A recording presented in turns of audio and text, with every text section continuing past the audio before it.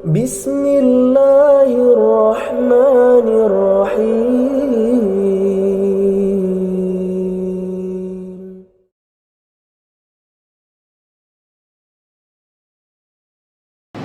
Bismillahirrahmanirrahim. Assalamualaikum warahmatullahi wabarakatuh. Innal hamdalillah nahmaduhu wa nasta'inuhu wa nastaghfiruh wa na'udzu billahi min shururi anfusina wa min sayyiati a'malina. Man yahdihillahu fala mudilla lahu wa man yudlil fala hadiya lahu wa asyhadu an la ilaha illallah wahdahu la syarika lahu wa asyhadu anna Muhammadan abduhu wa rasuluhu sallallahu alaihi wa ala alihi wa ashabihi wa man tabi'ahum bi ihsanin ila yaumiddin wa sallama tasliman katsiran. Amma ba'd. Ikhwani al-kiram rahimani wa iyyakum. Alhamdulillah, pada kesempatan sore yang berbahagia ini, di bulan yang diberkahi oleh Allah Azza wa Jalla,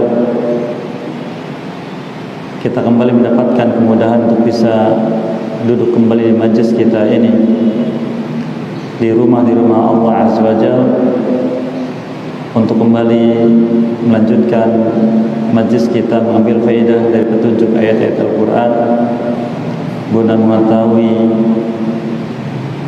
apa yang menghantarkan kita pada ridhonya dan menjauhkan kita dari kemurkaannya. Kita masih bersama Surat Al-Baqarah, dan pada sore ini insyaallah kita akan mengambil faedah dari petunjuk ayat Al-Quran di ayat yang ke-94 sampai ayat yang ke-95. Allah berfirman, a'udzubillahi minasyaitonir rajim. Qul in kanat lakumud darul akhiratu 'indallahi khalisatan min dunin nasi fatamannawul mauta in kuntum shadiqin wala yatamannawhu abadan bima qaddamat aydihim wallahu 'alimun bil zalimin. Katakan wahai Muhammad SAW pada mereka Bani Israel, khususnya orang-orang Yahudi, jika betul negeri akhirat itu surga Allah Subhanahu wa taala di sisi Allah dikhususkan untuk kalian murni dan manusia yang lain tidak mendapatkannya, maka silahkan kalian meminta kematian kepada Allah jika betul pengakuan kalian benar. Dan mereka sekali-kali tidak akan pernah mau selamanya untuk meminta kematian kepada Allah Subhanahu wa taala, disebabkan karena perbuatan tangan-tangan mereka itu maksiat, dan Allah Maha mengetahui tentang keadaan orang-orang yang zalim. Orang-orang Yahudi pada zaman Nabi SAW, mereka mendakwahkan banyak pengakuan kepada Nabi SAW dan juga kepada kaum muslimin yang beriman kepada Nabi SAW. Tujuan mereka membuat ragu kaum muslimin agar tidak beriman kepada Nabi SAW. Hal ini sebagaimana juga Allah firmankan di surat Al-Jum'ah di ayat yang ke-6 sampai ayat yang ke-8.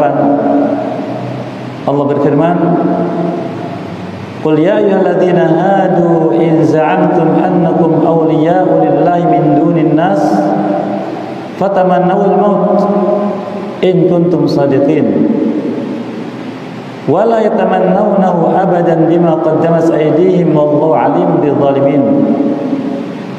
Qul innal mauta alladhi tafirruna minhu fa innahu mulaqikum thumma turadduna ila 'alimil ghaibi wasyahadah fayunabbi'ukum bima kuntum ta'malun. Katakan wahai Muhammad SAW, wahai orang-orang yang mengaku diri sebagai Yahudi, jika betul kalian ini orang-orang khusus yang menjadi wali-wali Allah. Itu orang-orang pilihan Allah.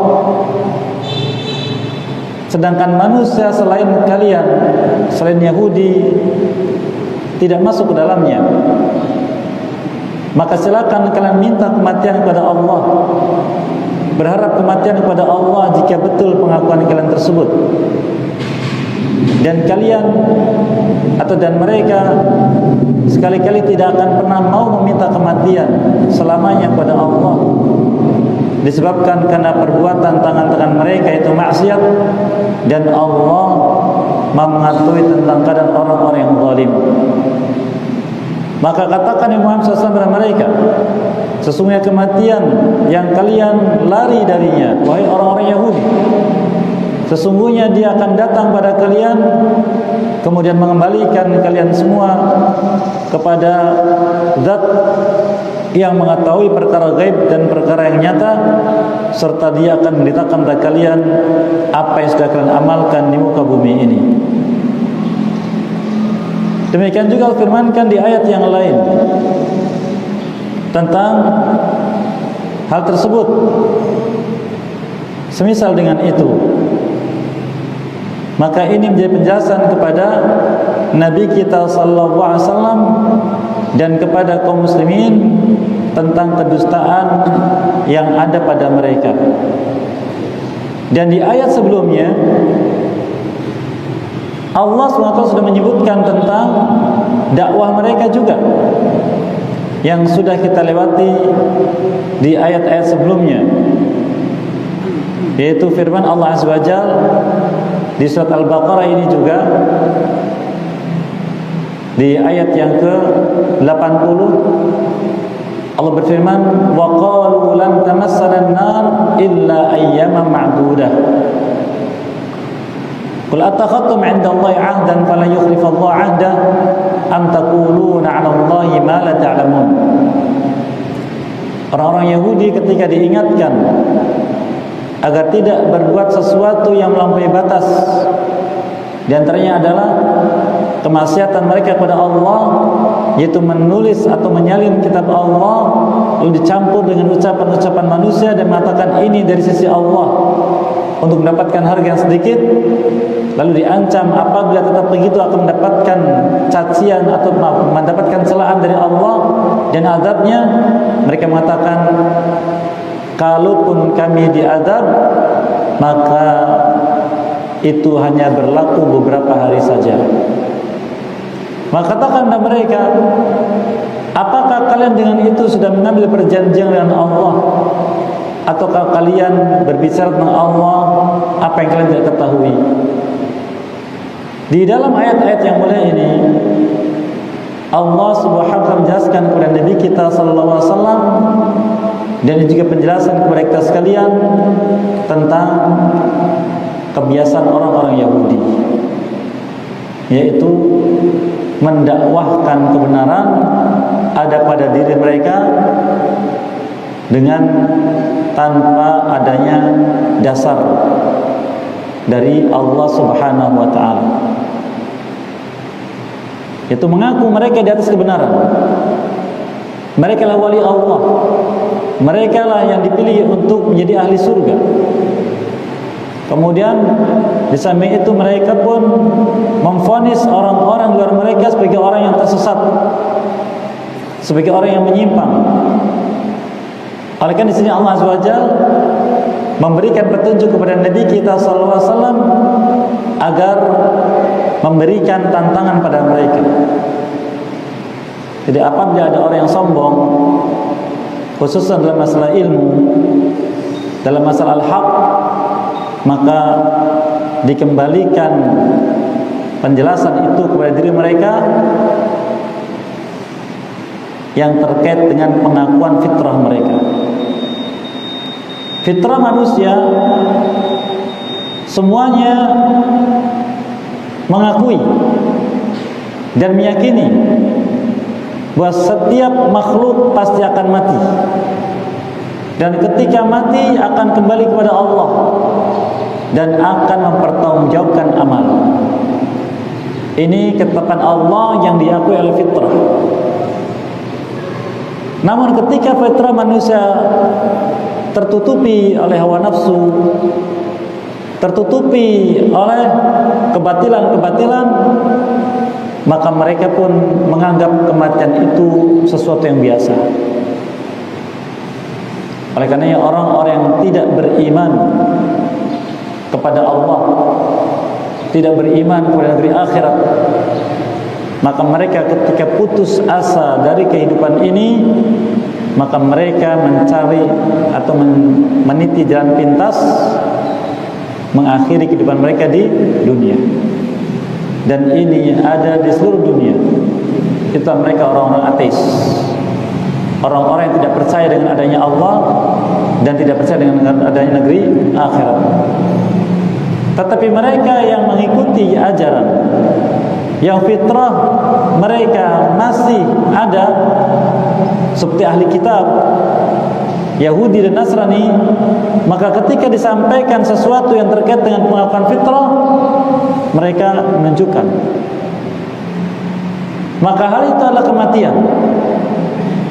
Karena orang yang masih beriman kepada Allah, walaupun kemudian berbuat syirik, maka dia merasa takut nanti berjumpa dengan Allah, dan Allah akan mempertanggungjawabkan amalnya, kemudian dia dimurkai oleh Allah Azza wa Jalla.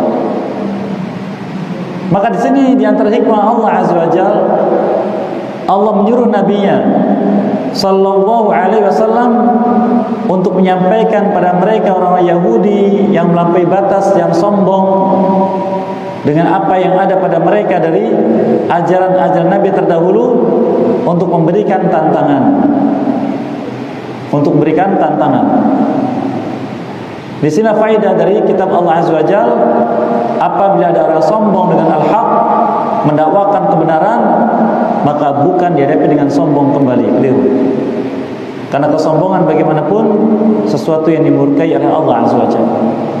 Tapi dihadapi dengan memberikan tantangan pada mereka terkait dengan apa yang fitrah mengakuinya. Itu mereka takut untuk melakukannya karena adanya kesadaran bahwa apabila seorang hamba berjumpa dengan Allah dalam keadaan melakukan perbuatan di luar iman, maka mereka akan celaka. Maka Allah firmankan kepada Nabi-Nya SAW untuk menyampaikan kepada Bani Israel sebuah tantangan. Allah katakan, "Qul in kanat lakumud darul akhiratu 'inda Allah khalisatan min dunin nas fatamannawul maut in kuntum shadiqin." Katakan pada mereka semuanya, jika betul negeri akhirat ini Allah khususkan untuk kalian di sisi Allah nanti, sedangkan manusia yang lain tidak, selain Yahudi, maka silakan berharaplah kematian, mintalah kematian kepada Allah sekarang juga, jika betul kalian jujur, benar. Dan subhanallah, doa permintaan kepada Allah, baik atau buruk, ketika Nabi SAW masih hidup, ketika Quran masih turun, Allah ijabah. Sebagai pelajaran untuk kaum setelahnya. Oleh karena orang-orang Yahudi, ketika mereka mengenal tentang Nabi kita ini sallallahu alaihi wasallam, sebagaimana yang Allah Ta'ala firmankan tentang mereka, bagaimana mereka mengenal Nabi kita SAW ini sebagaimana mereka mengenal anak mereka sendiri. Allah firmankan di surah Al-Baqarah ini juga di ayat 146, "Alladzina atainahumul kitaba ya'rifunahu kama ya'rifuna abna'ahum wa inna fariqan minhum yaktumuna al-haqqa wa hum ya'lamun."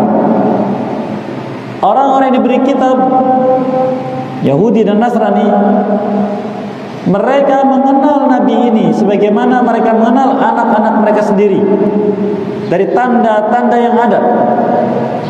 Dan ini sebagaimana yang disebutkan panjang riwayatnya dalam riwayat masuk Islamnya sahabat yang mulia Salman Al-Farisi radhiyallahu anhu, dia dibekali tanda oleh gurunya, seorang rahib dari Nasrani yang diikutinya. Dari rahib yang terakhir, ketika rahib ini menjelang kematiannya, Salman radhiyallahu anhu meminta wasiat, siapa lagi yang aku harus ikuti? Dia mengatakan, aku tidak tahu di muka bumi ini siapa lagi setelahku yang masih berpegang teguh dengan kitab Injil. Tetapi aku dengar apa yang diberitakan dalam kitab sudah datang di negeri yang demikian dan demikian.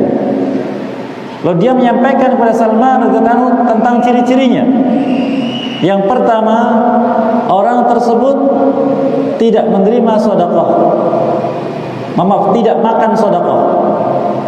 Menerima sedekah dibagikan kepada para sahabatnya, tapi dia tidak makan sedekah. Yang kedua, menerima hadiah dan makan hadiah. Dan yang ketiga, terdapat tanda kenabian di pundaknya.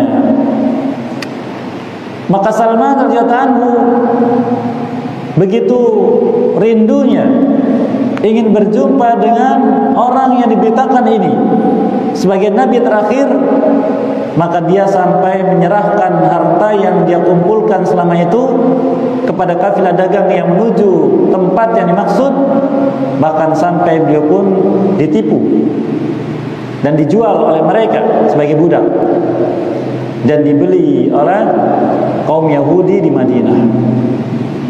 Maka ketika mendapati ada satu orang, seluruh manusia berkumpul setiap hari di sekelilingnya, dia punya zon kuat, inilah yang dimaksud. Maka dia datang di hari pertama membawa sekantong kurma, mengatakan, ini sedekah untukmu. Maka orang ini menerimanya, tapi membagikannya pada seluruh sahabat.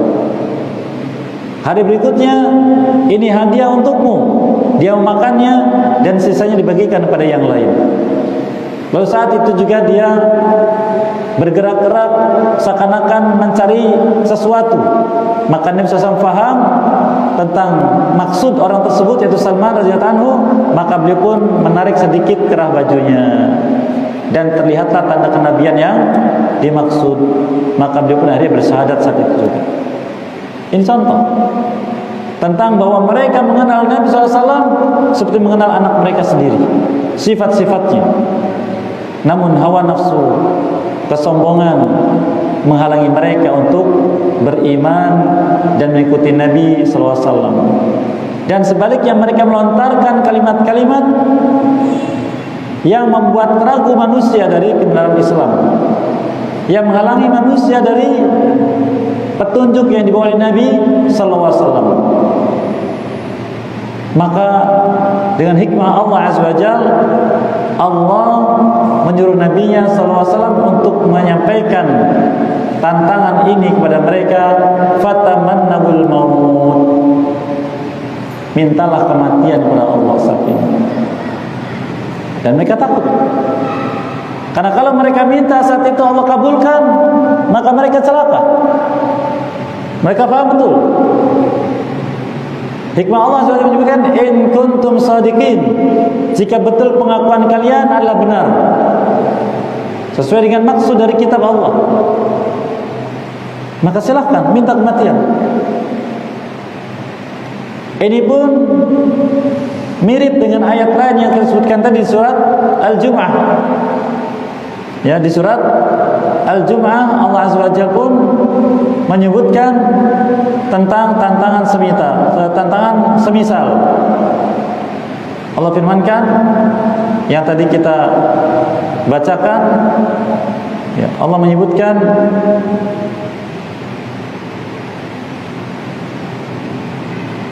tentang mereka, qul ya ayyuhalladzina hadu in za'antum awliya'u lillah min dunin nas. Katakan Rasulullah pada mereka, orang-orang yang mengaku sebagai orang Yahudi, jika betul kalian mengaku sebagai wali-wali Allah sedangkan manusia yang lain tidak, maka berharaplah kematian kepada Allah saat ini juga, jika pengakuan kalian adalah benar. maka mereka tidak melakukannya. Oleh karenanya di ayat yang lain, ya, di ayat yang lain di surat Al-Imran ayat 61, Allah Azza wa Jalla menyuruh Nabi-Nya SAW untuk menantang juga, bukan sombong, bukan, menantang juga sebagian dari orang-orang Nasrani, para rahib dan ahbar Nasrani.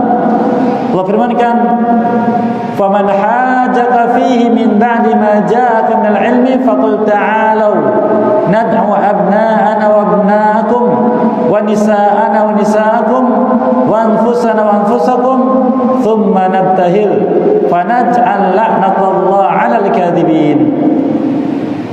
Jika memang mereka itu mendebatmu dalam masalah ini, petunjuk kebenaran yang beliau bawa SAW, mereka mendebat, mereka menolak, mereka menuduh dusta dan sebagainya. Setelah datang padamu ilmu, katakan kepada mereka, mari, kalau kalian tetap menolak, kalian tetap mendustakan, mari kita panggil anak-anak kita dan anak-anak kalian, istri-istri kita, istri-istri kalian, dan diri-diri kita serta diri-diri kalian. Kemudian kita sepakat mengadakan ibtihal yang kita kenal dengan mubahalah. Untuk apa melakukan itu? Agar kita masing-masing berdoa kepada Allah, minta pada Allah agar melaknat siapa yang dusta. Agar Allah melaknat siapa yang dusta. Maka mereka tidak berani. Mereka tidak berani. Jadi inilah contoh. Mereka tidak berani karena fitrah mereka mengakui, tapi tertutup oleh hawa nafsu, tertutup oleh kesombongan. Maka mereka tidak mau melakukan hal tersebut. Karena mereka yakin kalau memang ini seorang nabi dan membawa wahyu Allah Azza wa Jalla dan kitab Quran adalah benar, kalau berdoa dengan adanya nabi, apakah kebaikan atau keburukan, maka doanya mustajab. Apalagi itu tantangan dari nabi, maka mereka tidak berani. Maka Allah Azza wa Jalla menyebutkan alasan mereka. Dan apa yang mereka lakukan? Lakukan wala yatamannahu abada. Mereka sekali-kali tidak akan pernah mau meminta pada Allah kematian saat itu. Karena hakikatnya mereka kaum yang cinta dunia. Yang nanti disebutkan di ayat yang 96, bagaimana mereka cintanya pada dunia, hidup untuk dunia, segala untuk dunia. Maka mereka takut mati. Maka mereka tidak mau mati. Bakal katakan, "Lau yu'ammar alfasanati wa ma huwa bimuzakhzihi minal 'adzab ay yu'ammar." Seandainya mereka diberi umur sampai 1000 tahun yang harusnya dimanfaatkan untuk taat kepada Allah, tapi panjangnya umur itu tidak menyelamatkan mereka dari azab. Oleh karena Nabi kita memberikan SAW banyak riwayat bahwa orang yang baik adalah yang panjang umurnya dan soleh amalnya. Dan orang yang buruk adalah yang panjang umurnya tapi buruk amalnya. Maka bersyukurlah kepada Allah Azza wa Jalla ketika kita masih diberikan umur, ketika bangun pagi hari, khususnya ketika kita mendapatkan tambahan umur dan kita berada di waktu yang mulia, termasuk di bulan ini, Ramadan ini. Maka kita manfaatkan untuk mendapatkan kebaikan yang mengantarkan kita pada kebaikan di sisi Allah Azza wa Jalla. Wala yatamannahu abada. Mereka sekali-kali tidak akan pernah mau meminta kematian selamanya. Karena tadi Allah katakan bima qaddamat aydihim, itu semua sebab perbuatan tangan-tangan mereka, maksiat. Maksiat bertingkat-tingkat. Yang paling besar adalah kufur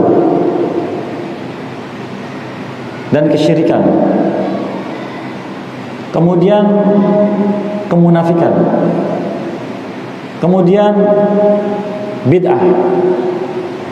Kemudian berbagai macam dosa besar. Kemudian dosa-dosa yang dianggap remeh dan kelalaian. Maka manusia apabila melakukan unsur-unsur tersebut sesuai dengan kadarnya, maka akan menghalanginya dari petunjuk. Menghalangi dari petunjuk. Semakin besar maksiatnya, semakin kuat maksiatnya, terhalangi dari petunjuk. Oleh karena Allah Azza wa Jalla sudah disebutkan berfirman di awal Al-Baqarah di ayat yang ke-39. Allah menyebutkan walladzina kafaru wa kadzdzabu biayatina ulaika ashabun nar hum fiha khalidun. Sedangkan orang yang ingkar kepada Al-Quran dan mendustakan sebagian dari ayat-ayat kami, mereka lah ahli neraka dan mereka kekal di dalamnya.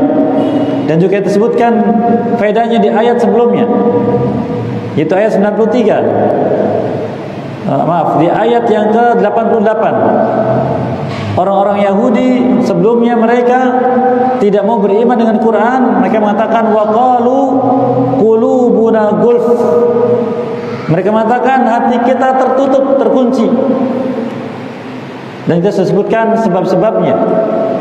Maka maksiat dengan berbagai macam bentuknya menghalangi dari petunjuk. Yang Nabi kita menyebutkan SAW banyak riwayat, maksiat apabila dikerjakan oleh seorang hamba akan berikan titik hitam pada hatinya. Jika dia beristighfar dan bertobat, hapus.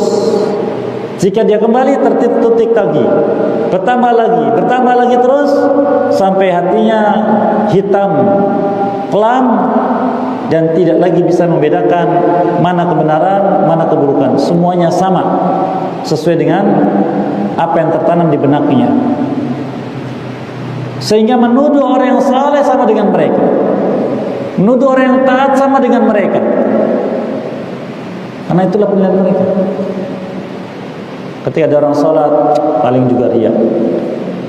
Ketika ada orang sedekah, paling juga riya. Begitu mereka. Karena mereka berbuat seperti itu, menolak kebenaran,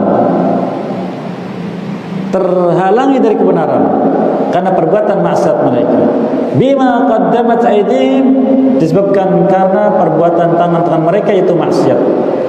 Oleh karenanya apabila ada dari kita sulit untuk melaksanakan ketaatan, berat untuk salat wajib, berat untuk salat sunnah, berat untuk saum wajib, berat untuk saum sunnah, berat untuk baca Quran, berat dari kebaikan, ketahuilah sebabnya karena ada maksiat yang dia suka. Lepaskan dulu diri dari maksiat tersebut, kembali pada Allah, maka Allah akan buka pintu hidayah untuknya dan diringankan oleh Allah dalam ketaatan. Maka Yahudi khususnya, dia hanya semisal dengan mereka ketika mereka itu senang dengan suatu maksiat, dan maksiatnya yang mereka sukai banyak, dari mencampur aduk ayat-ayat kitab Allah yang ada pada mereka sebelum Al-Quran turun, dari bermuamalah dengan riba, dari menipu manusia dan sebagainya. Mereka suka dengan itu. Kenapa? Mendapatkan banyak keuntungan duniawi. Maka terhalangilah dari petunjuk Allah Subhanahu wa ta'ala. Terhalangi dari petunjuk Allah. Bima qaddamat aydihim, disebabkan oleh perbuatan tangan-tangan mereka. Dan akhirnya sangat takut untuk mati. Nabi kita menyebutkan sallallahu alaihi wasallam tentang apa yang akan dialami oleh kaum muslimin di akhir zaman. Dan zaman sekarang ini sudah nampak hal tersebut. Beliau katakan, yushiku an tada'a alaikumul umam kama tada'a ala khash'atiha Qalu ya Rasulullah, amin qillati nahnu yawma'id? Qala la, walakinnakum gutha'an ka gutha'is sayl, asabakumul wahm. Qalu wa mal wahm ya Rasulullah? Qal hubbud dunya wa karahiyatul maut. Sudah dekat masanya manusia memperebutkan kalian seperti orang-orang berkumpul sekitar meja makan, siap memperebutkan hidangannya. Para sahabat bertanya, Rasulullah, apakah jumlah kita satu sedikit? Beliau katakan tidak, bahkan jumlah kalian banyak. Bal antum yaumidzin katsir, walakinnakum gutha'un ka gutha'is sayl. Bahkan jumlah kalian satu banyak, tetapi kalian seperti buih yang ditimbulkan oleh air banjir. Banjir apabila turun dari atas ke bawah, dia menimbulkan gelembung buih. Maka di bawah arus air ini kemudian pecah. Itulah keadaan umat zaman ini. Jahil, tidak punya ilmu, tidak kenal iman, tidak kenal Islam, tidak kenal mana perintah, mana larangan, dan sebagainya. Kemudian disebutkan ketika ditanya hal tersebut, mengapa bisa seperti itu? Dikatakan asabahukumul wahn. Kalian saat itu ditimpa oleh satu penyakit al-wahn. Al-wahn, penyakit yang menimpa hati.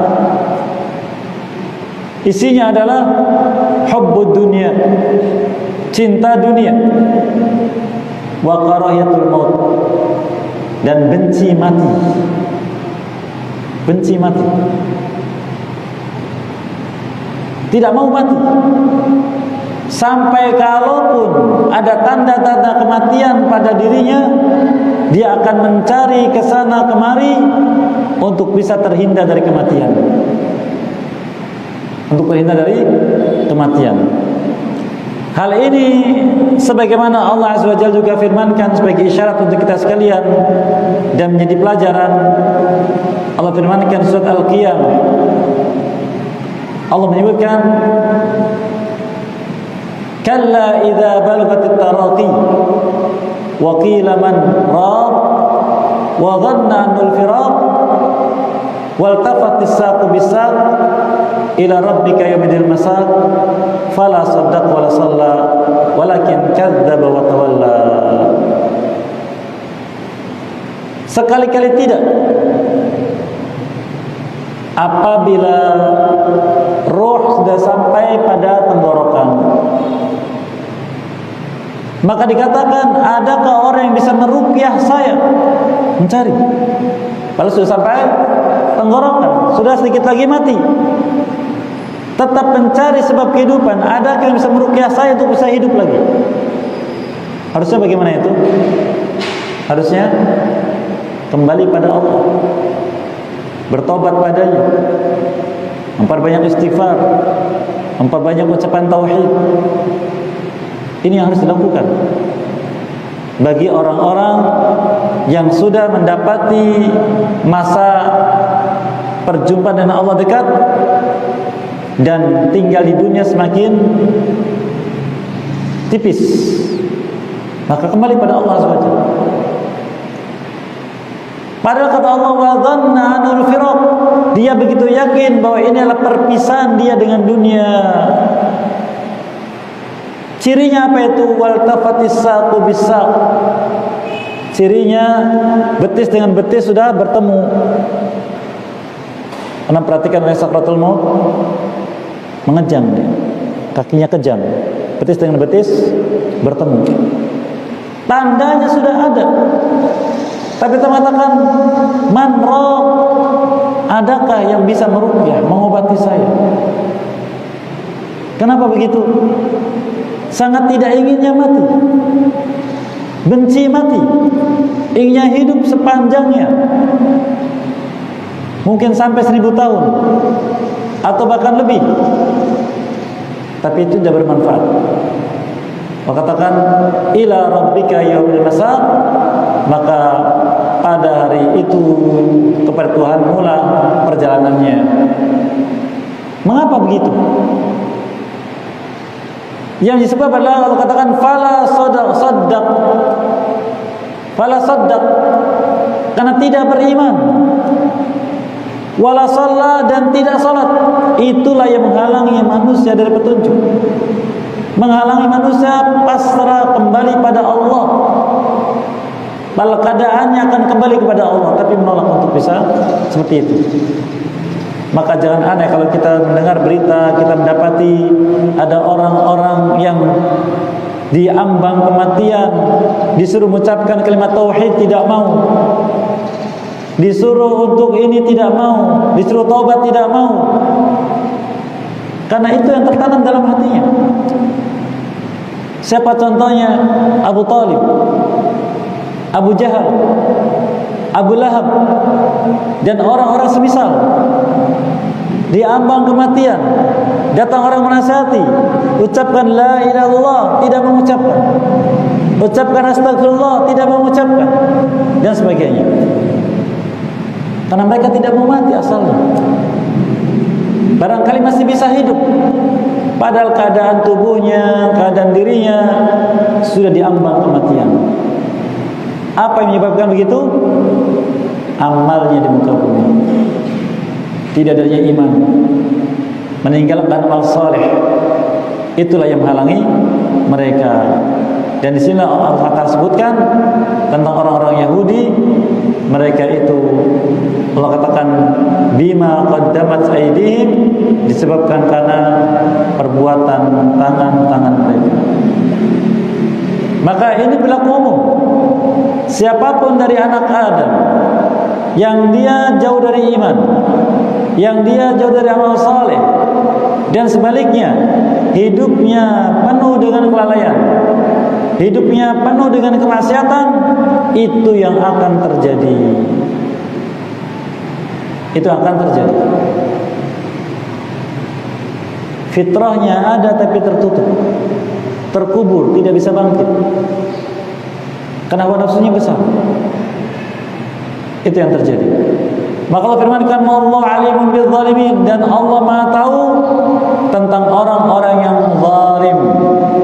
Karena manusia sebagaimana hidupnya di dunia, ada yang beriman, ada yang zalim. Mereka yang beriman, mereka yang memiliki hati yang tunduk pasrah kepada Allah. Mereka yang lisannya senantiasa menyebut Allah, dan perbuatannya melaksanakan apa yang Allah suka. Itu orang beriman. Orang yang zalim, hatinya penuh dengan kelalaian, lupa kepada Allah, lisannya tidak menyebut nama Allah, tidak ada zikir di lisannya, dan perbuatannya penuh dengan pertentangan dan penyimpangan dari syariat Allah. Maka itulah orang-orang zalim dengan berbagai macam tingkatannya. Maka Allah Maha tahu siapa yang zalim. Dan zalim di sini ada kezaliman yang penuh, yaitu kekufuran dan kesyirikan. Allah firmankan tentang syirik di surat Luqman, inna syirka la dzulmun azim. Sungguh syirik adalah kezaliman yang sangat besar. Dan ada zalim kepada sesama dengan merampas hak manusia atau tidak menunaikan hak mereka. Dan yang ketiga, zalim pada diri sendiri. Maka barang siapa terhindar dari zalim secara umum, dijamin mendapatkan rasa aman dan petunjuk.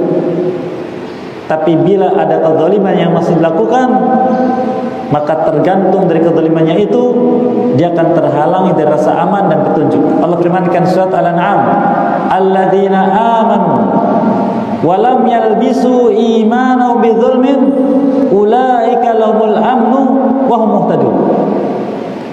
orang yang beriman dan tidak mencampurkan imannya dengan kezaliman, maka dia dijamin mendapatkan rasa aman yang penuh. Aman dari apa?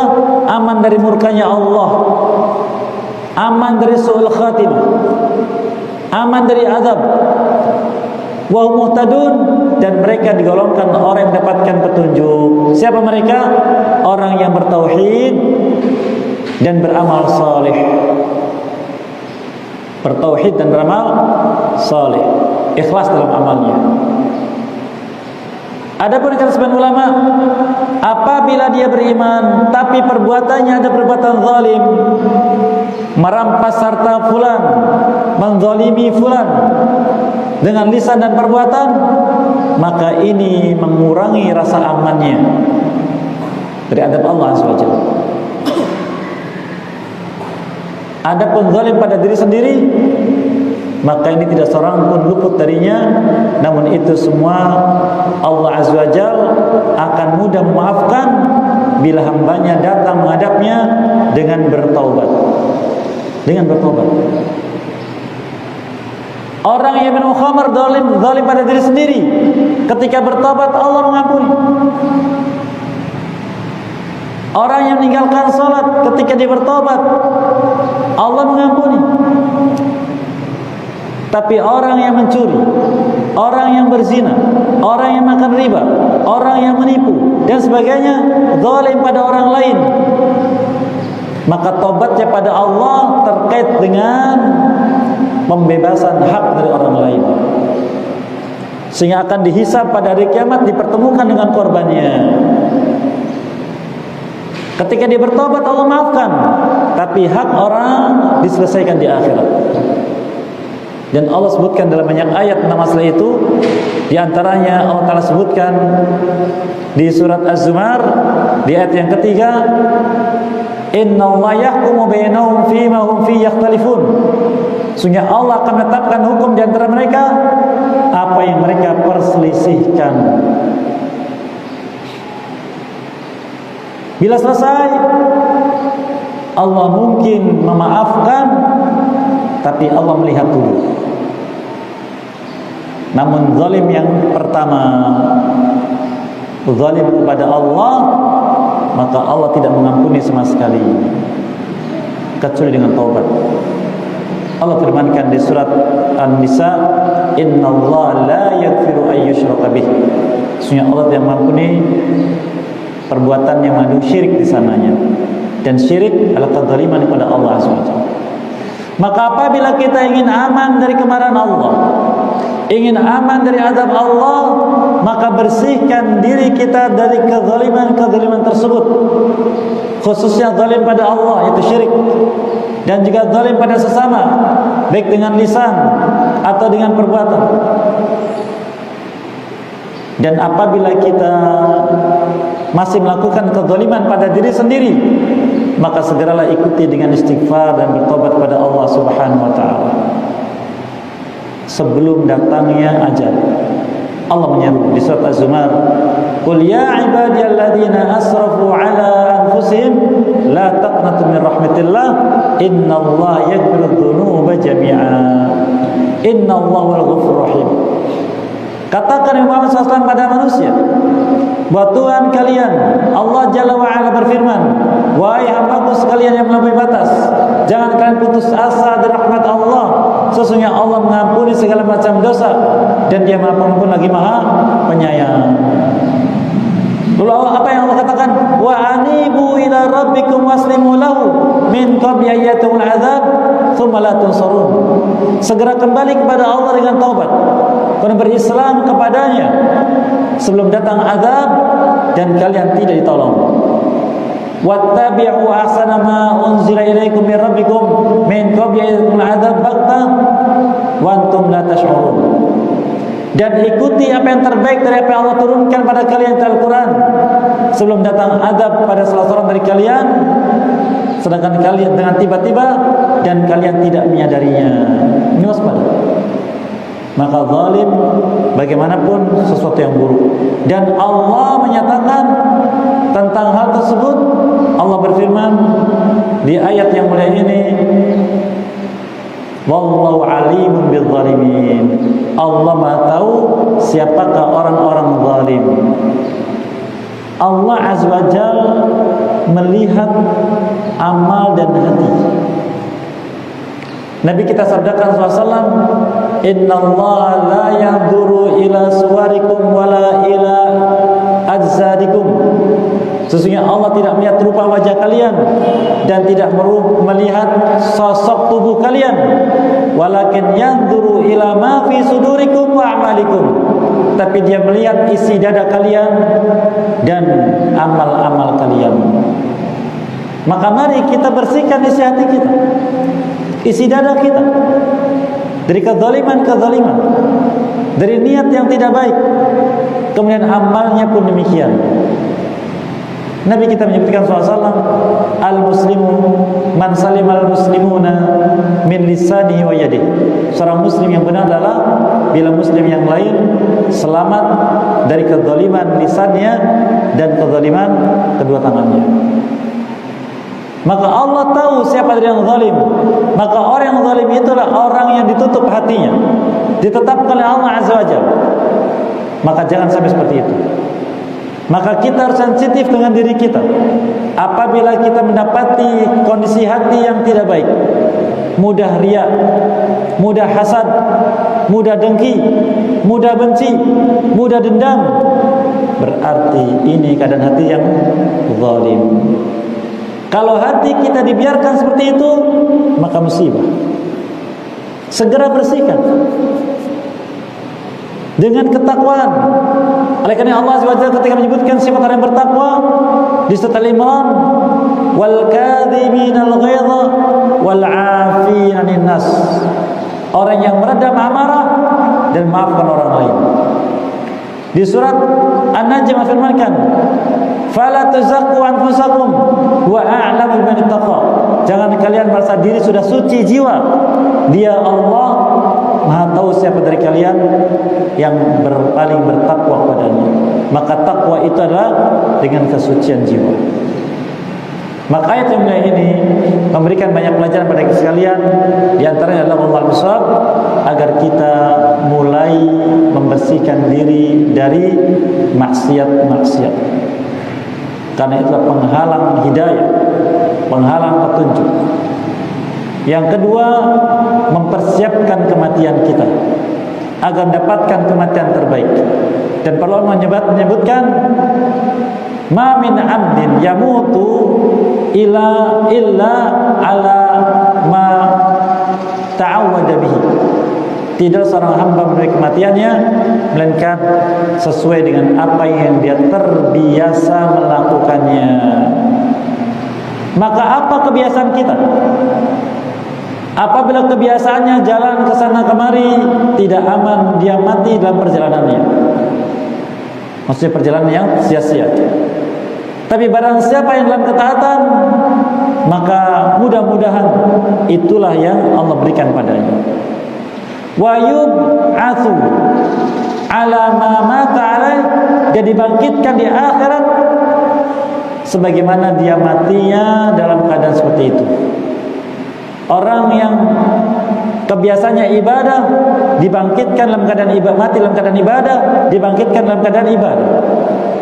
Orang yang biasa maksiat dimatikan dalam keadaan maksiat, dibangkitkan dalam keadaan maksiat oleh Allah. Maka persiapkan kematian. Karena bahasa Allah Azza wa Jalla, wa tazawwadu, siapkan bekal kalian untuk kematian. Fa inna khairaz zadi taqwa, dan bekal terbaik adalah takwa kepada Allah Azza wa Jalla. Dan yang ketiga, untuk menutup majelis kita ini, wallahu a'lam, adalah kita harus senantiasa yakin bahwa Allah Maha tahu tentang amal kita, Maha tahu tentang hati kita. Allah firmankan di surat Ghafir, ya'lamu kha'inatal a'yuni wa ma tukhfi sudur. Allah Maha tahu tentang mata-mata yang berkhianat dan apa yang tersimpan dalam dada. Maka apabila kita masih mendapati ada kezaliman atau maksiat, maka ikuti dengan istighfar dan bertobat kepada Allah Azza wa Jalla dan menghentikan dengan segera agar kita terhindar dari keburukan di dunia ataupun di akhirat. Ini barangkali faedah yang bisa kita ambil di majlis yang mulia ini. Sebelum mengakhiri majlis kita, barangkali ada yang menyampaikan sesuatu, dan akan kita akhir majlisnya insyaallah sebelum datangnya waktu maghrib. Tafadhol. Silakan.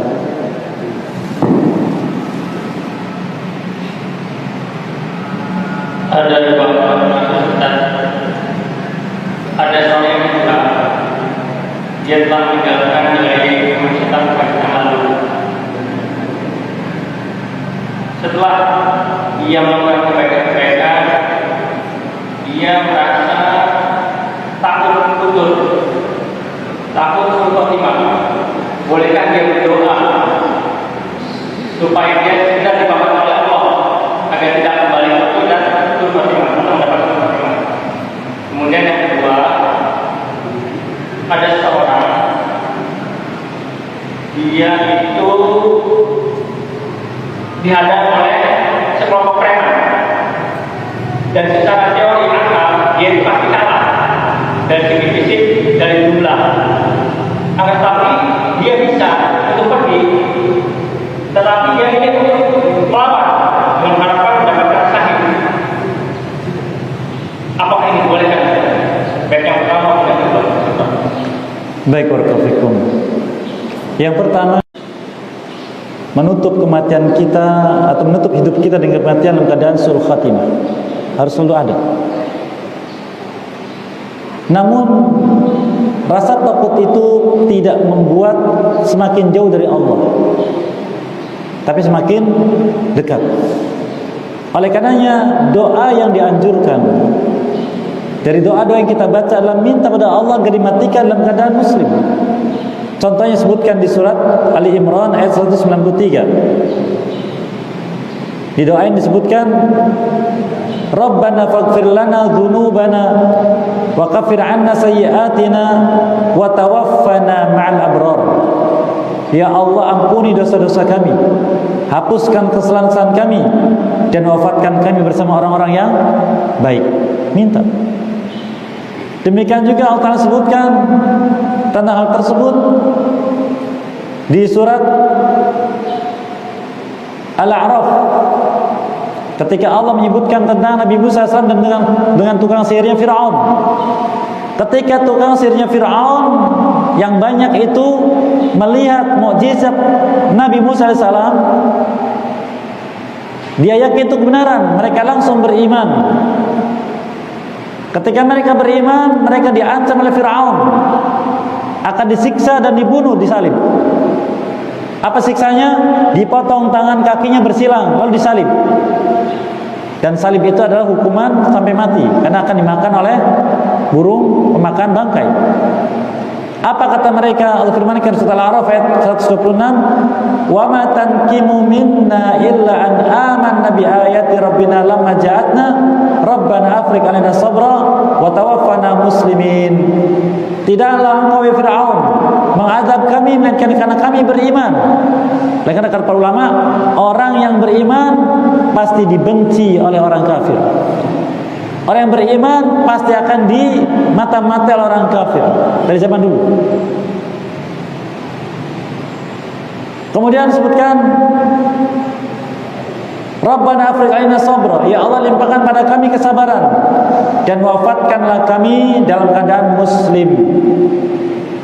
Bahkan Nabi Yusuf alaihissalam berdoa di surat Yusuf, tawaffani muslima walhiqni bis salihin. Ya wafatkan aku dalam keadaan muslim dan kumpulkan aku bersama orang saleh. Minta pada Allah. Jadi kalau kita sudah meninggalkan keburukan-keburukan, lalu takut kembali lagi, minta pada Allah penjagaan. Kemudian minta diwafatkan dalam keadaan muslim. Yang kedua, ketika seseorang didatangi oleh para penjahat yang ingin merampas hartanya, maka ini kembali kepada dia. Apakah dia menyerahkan hartanya dan dia selamat, atau dia membela hartanya dan dia tahu akan mati? Nabi kita menyebutkan SAW, man qutila duna nafsi fahuwa syahid. Wa man qutila duna mali fa huwa syahid. Oh, kama qala sallallahu. Barang siapa mati dalam rangka membela dirinya, maka dia syahid. Barang siapa mati membela hartanya, melindungi hartanya, maka dia syahid. Ada keutamaan, maka kembali kepada dia. Wallahu a'lam. Namun sebelumnya isti'anah pada Allah, minta tolong kepada Allah Azza wa Jalla. Wallahu a'lam. Fadhal.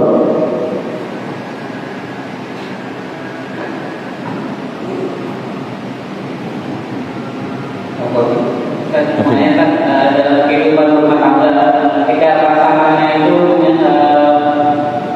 menjalani hubungan rumah tangganya itu tanpa dilandasi dengan rasa sayang dan rasa cinta, apakah itu disebut kezaliman terhadap pasangan itu? Baik, barakallahu fikum. Cinta itu karunia Allah, diberikan oleh Allah pada yang dikehendaki.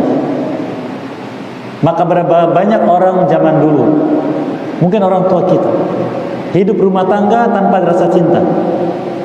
Tapi yang perempuan menaikkan kewajiban sebagai istri, yang laki-laki menaikkan sebagai suami, tanpa ada rasa hati.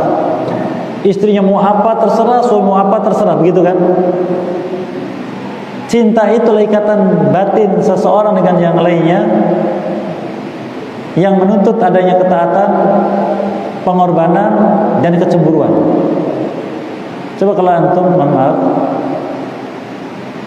istrinya dijemput oleh teman kerjanya, boncengan, laki-laki, cemburu tidak? Cemburu tidak? Cemburu, cinta. Tapi di masyarakat bagaimana? Cemburu tidak? Oh iya, teman kerjanya nggak apa-apa, sekalian lumayan hemat ongkos. Tidak ada cemburu, berarti tidak ada cinta. Maka bertemunya karena hawa nafsu. Oleh karena di antara hikmah Allah Azza wa Jalla, surat Ar-Rum menyebutkan, wa min ayati an khalaqalakum min anfusikum azwaja. Di antara tanda keagungan Allah adalah Allah menciptakan untuk diri kalian pasangan dari diri kalian. Untuk apa itu? Litaskunu ilaiha, agar kalian merasa nyaman dengan istri kalian. Hidup di rumah nyaman, tidak bertengkar terus. Mau bercengkrama, mau mengungkapkan keluhan. Kemudian wa ja'ala bainakum mawaddah. Setelah itu baru diberi cinta. Wa rahmah, dan kasih sayang. Tidak masalah. Cinta itu karena Allah. Ada yang diberi, ada yang tidak. Maka diusahakan untuk bisa cinta. Dan cinta itu kalau sudah ada, taat, berkorban, dan cemburu. Wallahu a'lam. Apakah zalim? Zalim itu kalau tidak menaikkan hak, itu zalim. Atau merampas hak, itu zalim. Tapi kalau hak dipenuhi, tidak merampas, maka itu dikatakan zalim. Karena keadaan hati itu karunia Allah SWT. Wallahu a'lam. Demikian saya kira. Wassalamu Muhammadin wa ala alihi wa sahbihi ajma'in. Qada'wana alhamdulillah alamin. Subhanallahi wa bihamdihi asyhadu an la ilaha illa anta astaghfiruka wa atubu ilaik. Assalamualaikum warahmatullahi wabarakatuh.